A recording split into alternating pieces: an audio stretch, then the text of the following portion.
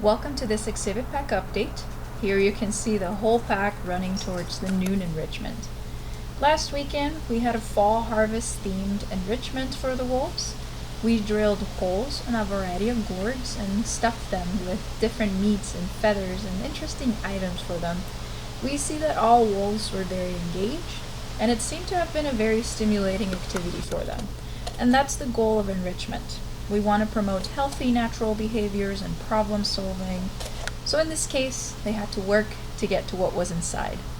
You see that Rika is using her incisors and pawing at it, and the pups were also pretty engaged. Initially, there was some neophobia towards that new item, but eventually figure out they could try to dig in and try to get to what was inside. Of course, wolf activity has been increasing with lower temperatures and hormonal changes. So if you've been watching the cameras or visiting, there's been a lot of chases, social wrestling between the pups, and a lot of interesting interactions. Rika just jumped right over Cass there.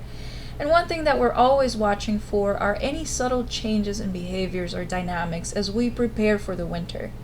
You might have noticed that Blackstone has some bite wounds on his rear and upper thigh. If you remember from previous years, Rika would do this to Grayson, and now she's mostly focusing on Blackstone. He chases her off and is defensive, but he continues to lack confidence. Here's a different example. She is lunging and focusing on Cass. She bites him, but you can see that Cass doesn't have much of a reaction. He has a tucked tail and he seems to have airplane ears, but he's mostly continuing what he's doing, a tug of war with a pup.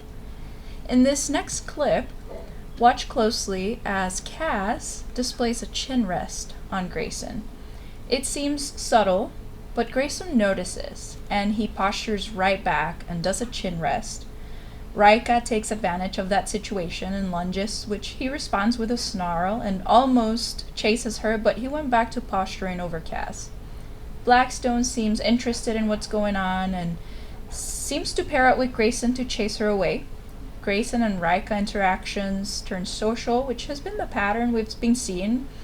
But in the background, you see some Blackstone and Cass activity. It seems like Cass is guarding a food item that the pups had. If you're wondering what we do about any kind of wounds, we monitor those on a daily basis for any signs of infections.